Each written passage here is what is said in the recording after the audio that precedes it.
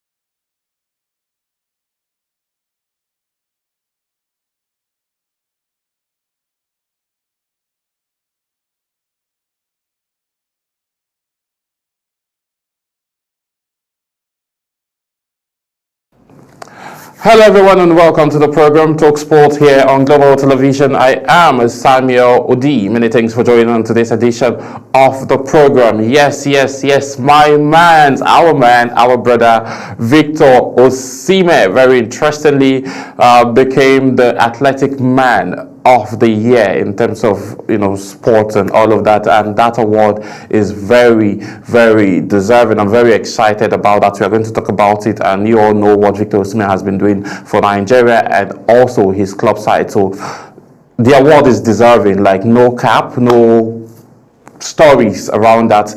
He deserved that award, and then he has actually worked himself off to be able to be among the elites that have won this prestigious award before now, and it's a very, very big one for a Nigerian to win that, an African and again a Nigerian to win that marvelous and interesting and very good, having that very good recognition and winning that award. That's just very interesting. And again, congratulations to Victor Osimhen. I'll bring you up to speed about the story around how the voting happened and how the nominations all came to light and him emerging as the winner last night. So we started as a home front as always, but before then we saw actions in the UEFA Champions League. Arsenal being victorious, winning 3-0. Manchester United going away from home, and I wouldn't say last season Real Madrid knocked them off, but this season we've not gotten to that stage. If they would get to meet each other again in that scenario where one team will have to knock one off.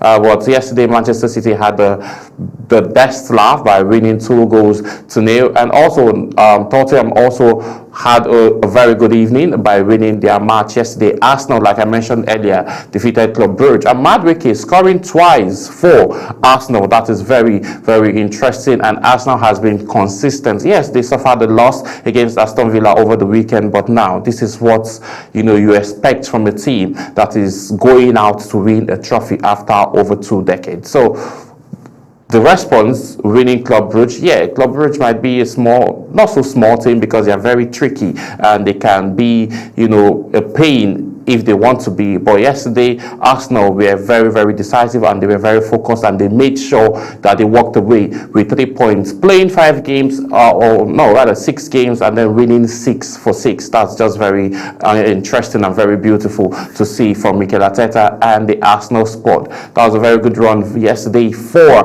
Madueke, as he scored twice for Arsenal. We'll get more into this conversation, but now we'll start from the home front as always, as National Sports Commission launches integrity unit to combat age cheating. This has been one of the major concerns in the Nigerian sporting development sector, and then the National Sports Commission has said, okay, since this is a problem, let's set up a committee that would watch and make sure that we don't have all of these concerns in this sector. The National Sports Commission has formally launched an integrity unit on Tuesday as part of the ongoing reforms to strengthen Nigeria's zero-tolerance stance on ethical misconduct in the world of sports.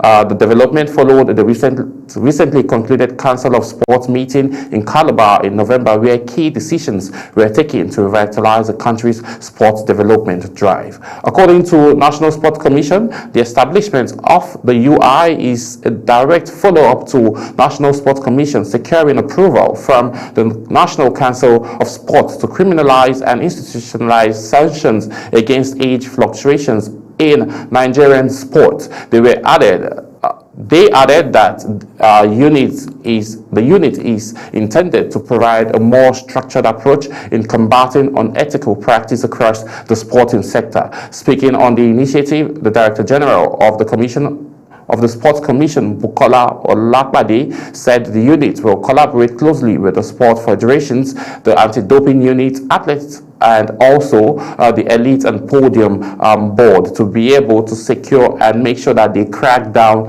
anybody or any athlete that is falsifying his or her age in any of the federation. Now, we are not just looking at football or basketball or track and field. We are covering all of the sporting federation that we have here in Nigeria, and that is something that is welcoming. So we would see how the National Sports Commission, Olakbade Alhaji Shehu Diko, has just been creating initiatives that would put Nigeria in the world map. And again, all of this is a build-up towards Olympics, because we wouldn't want to have players, athletes qualify for the Olympics, and then when they get to the host nation, we'll start having conversations around the fact that there was an anti-doping challenge or a medical test being failed or something around age will now be a reason why Nigeria, a contingent representing Nigeria, won't participate in the sporting activities. So on that note, this is a very welcoming initiative, and definitely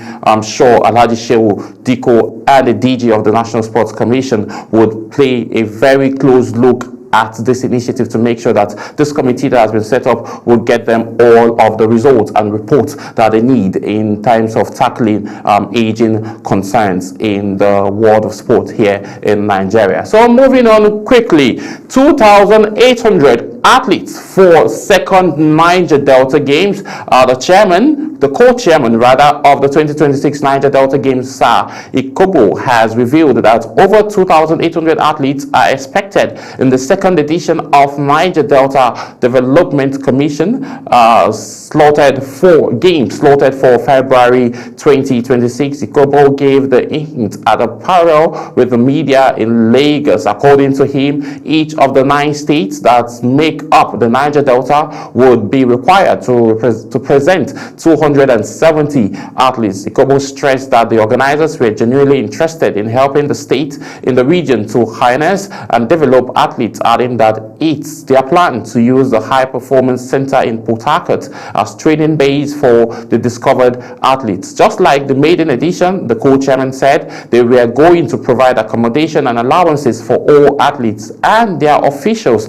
This is very, very interesting, because most of the times athletes complain about poor accommodation, poor welfare, and to crown it up, they still have conversations about the fact that they don't get bonuses and allowances, talk less of salaries. So now, with all of this initiative now and all of this recent development, expecting 2,800 athletes from 9 Niger Delta states that makes up the Niger Delta region is very, very interesting, because now the most interesting thing is that these athletes that will be discovered in the second edition of the Niger Delta Games would be nurtured and again will be trained further to represent Nigeria and also get into different federations. Now, this is an eye-opener. This is a very big advantage for athletes now in those regions, and it's very, happy that grassroots sport development has improved on a very, very rapid way, given since the inauguration of the National Sports Commission, and since Shehu Diko gave his speech around the fact that grassroots sport development is his primary focus and that needs to be developed. This year, 2025, Nigeria has been able to host 13 international competitions, and Nigeria has won most of those competitions, starting from the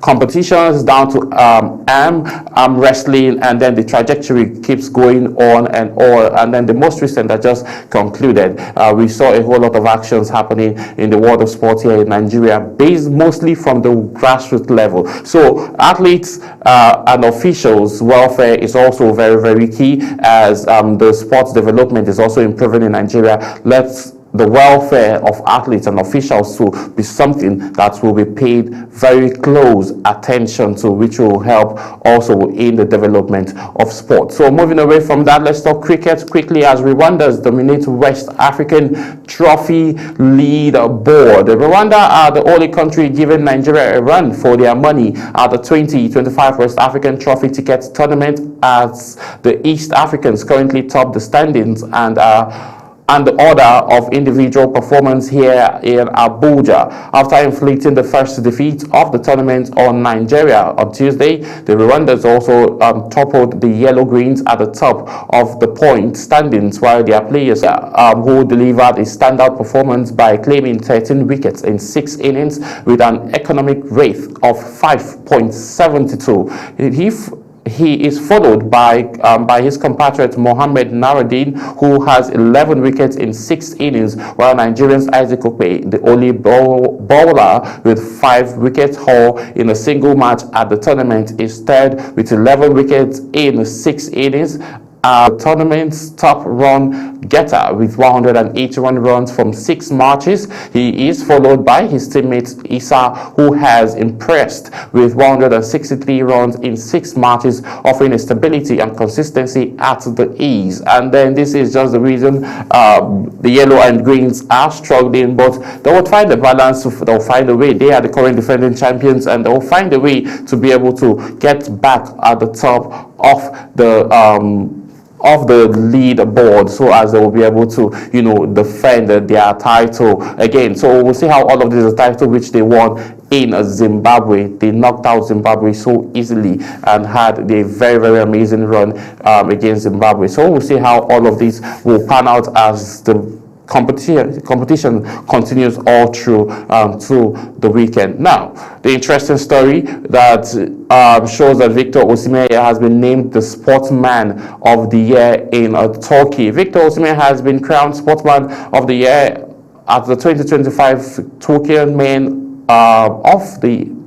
Men of the Year Awards. Victor Osimhen received the prestigious award at the elaborate ceremony Wednesday night. The Nigerian international was recognized for his contribution to Galatasaray's domestic double last season. The 26-year-old registered 37 goals and 7 assists across all competition for the yellow and reds. Osimhen has already netted 11 goals in 14 matches for Otkan's side this season, and he is the first Nigeria to win the award. And this is very, very interesting. It shows that Victor Osimhen's work ethics is currently speaking for him in Galatasaray, and I'm hoping that this would take him further, and the fact that the transfer window is opening, maybe there might be a chance for him to get Ademola Lookman come join him at Galatasaray, because the rumors are flying that Victor and Ademola Lookman might be playing together at Galatasaray. So we would see what that would look like in the nearest future. We are also seeing that Uchenna is also going to be there moves for him and plans for him to be fully signed with Crystal Palace. The transfer windows are opening already, and then we are seeing a whole lot of Nigerians trying to make a couple of moves. And again, rumors are coming up that Samuel Chukwueze also might be remaining in Fulham with Iwobi and Kelvin Bassey. So we would see how all of this pans out. And again, this is a very, very interesting and very, very great news for Nigeria and Victor Osimhen himself. Congratulations to him on winning the award, being the first Nigerian ever to win that prestigious award. So moving on, let's talk 2025 AFCON, which will be coming up shortly next week. I think over next week, yes. That will be coming up on Sunday, the 21st of December, and it will be running all through to the 18th of January 2026, where the final will be played, and it's also going to be on a Sunday. So the 2025 AFCON is around the corner. Teams to know about Nigeria's Group C opponents as the continent's top footballers gear up for the 2025 African Cup of All Nations in Morocco. The tournament is set to make history as the first to be played over Christmas and New Year. The competition kicks off on Sunday, December the 21st, with host Morocco facing Comoros at the Prince Abdullah Stadium in Rabat at 7 p.m. GMT, while the finals will be played on Sunday, January 18th. Yeah, I wasn't mistaken, 2026. Nigeria has been drawn in Group C alongside Tunisia, Tanzania, and Uganda. So now let's look at the history behind Nigeria and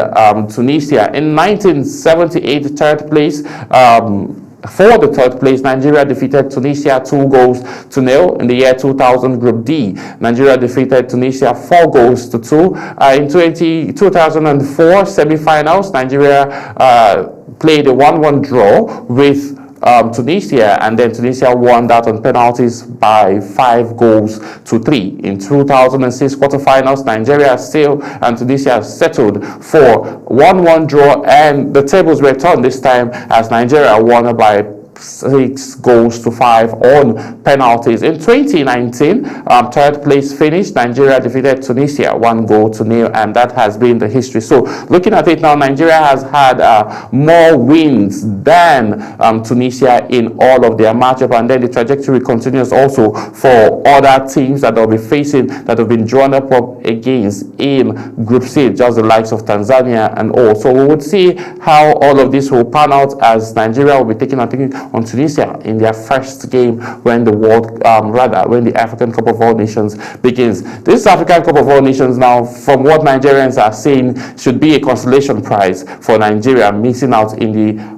World Cup. So they really need to do a whole lot of work, and a lot of things now need to be done. Eric Che needs to be very smart with his changes, needs to be very smart with his style and also tactical experience that he'll be bringing into the table for the Super Eagles. And another big thing that he needs to do is not to depend so much on Victor Osimhen, because we saw what happened,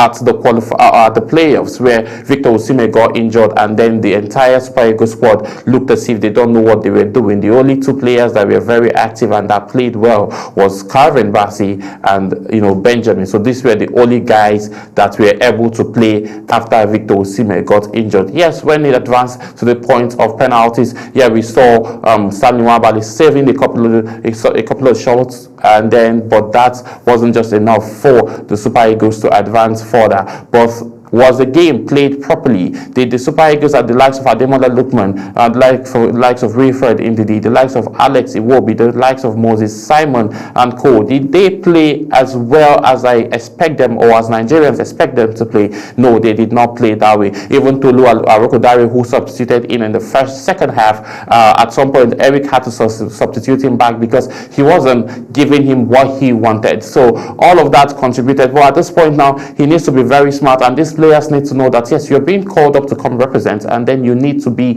all out when you're playing, not when if one player gets injured and gets substituted, then there would be a problem with the entire squad. So diversify. You have other strikers, and Eric Cho has other strikers. You have Victor Osimhen. Yes, Victor Osimhen is a star man and he's a killer striker. You just pray that he remains very, very healthy, based on the fact that he's just coming out from an injury, an hamstring injury, and I just hope that wouldn't affect him while he plays for the Super Eagles come December.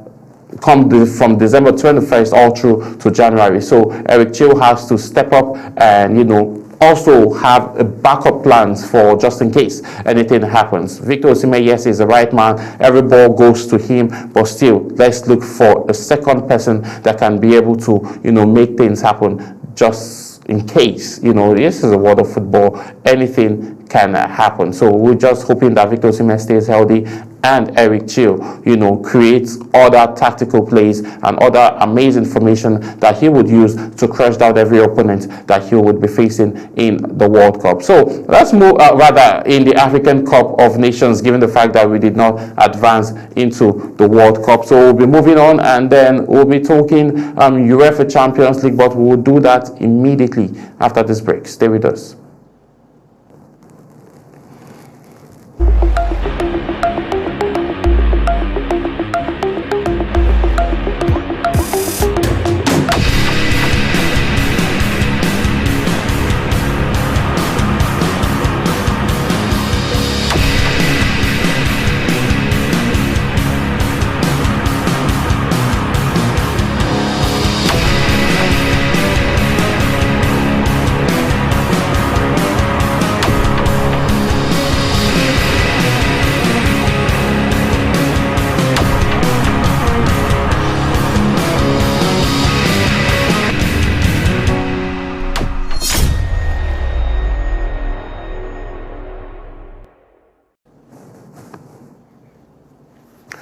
Yes, many thanks for staying with us. If you're just joining, this is Talksports here on Global Television, and I am Samuel Odi.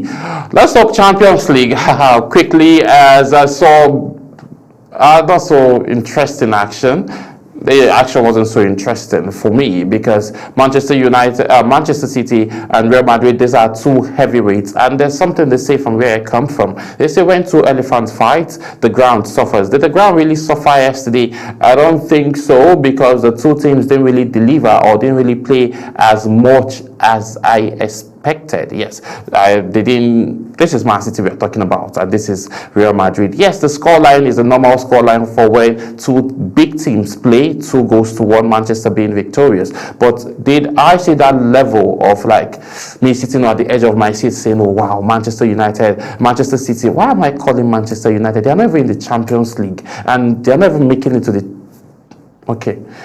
Let's just focus on Manchester City right now. I have a lot of Manchester United friends, so I wouldn't want to, get under their skin this morning. It's very early. So moving on now, let's bring you up to speed with the story, as we would, bring you also highlights of the game that happened between Arsenal and Club Brugge, as well as Manchester City and Real Madrid. A whole lot of actions happened. We also saw actions where Napoli were also victorious yesterday. But now let me bring you up to speed with the Manchester City story, as they came from behind to beat Real Madrid 2-1 on Wednesday night in the Champions League, and leave Xavi Alonso's position as coach of the Spanish Giants in grave danger. This conversation has been lingering, and we've been hearing rumors, but now it's looking as if it's about to happen. Without injured superstar Kylian Mbappe, Madrid took the lead through Rodrigo, who goes, but Nico O'Brien and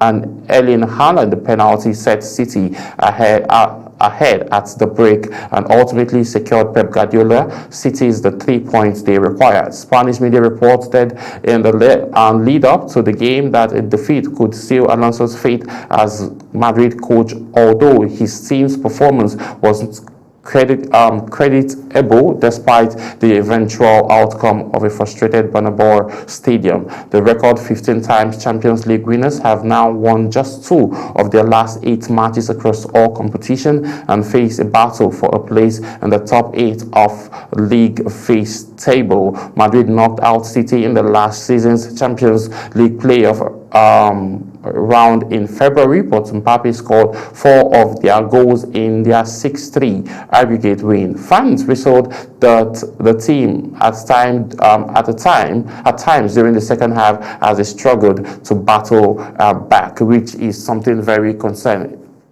The miss of Kylian Mbappe, did it contribute to the fact that they lost? Well, they have depth.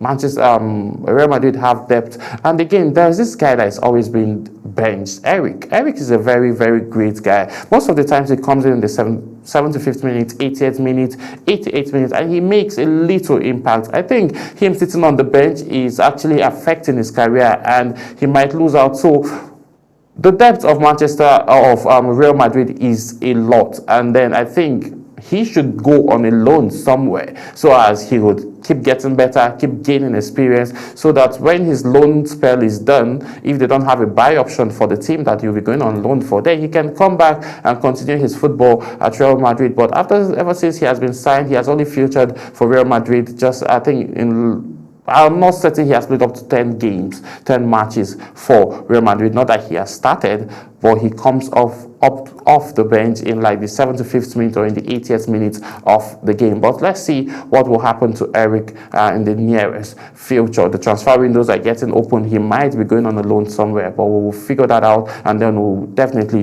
bring you updates on the story. So now let's also talk Arsenal before we bring you those highlights. Arsenal continues a perfect run in the Champions League with a 3-0 win at Club Brugge. Arsenal made it 6 wins from 6 different matches in the UEFA Champions League with a 3-0 victory over Club Brugge, powered by 2 goals from Noni Madueke and another from Gabriel Martinelli at the Giants Stadium. Mikel Arteta rotated heavily for club's first competitive meeting, reshaping his defense after further injuries.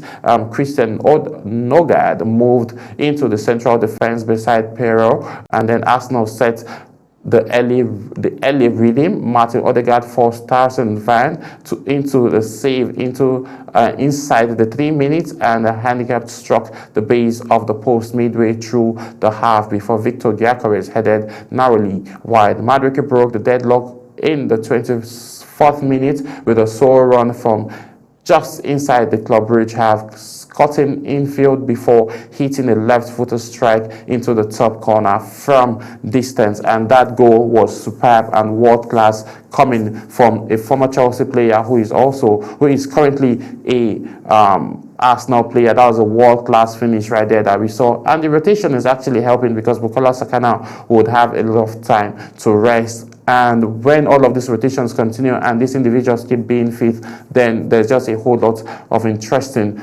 things that they would be able to do on the field of play. So right now, just in case you missed the matchup between Manchester United and Real Madrid, and also between Arsenal and Club Brugge, as well as Benfica and Napoli, here, let me bring you the highlights of these games from last night, as you get yourself refreshed about and see the highlights of the way the entire games play. And then we'll be awaiting your comments and your conversations on all of our social media platforms. So now, for now,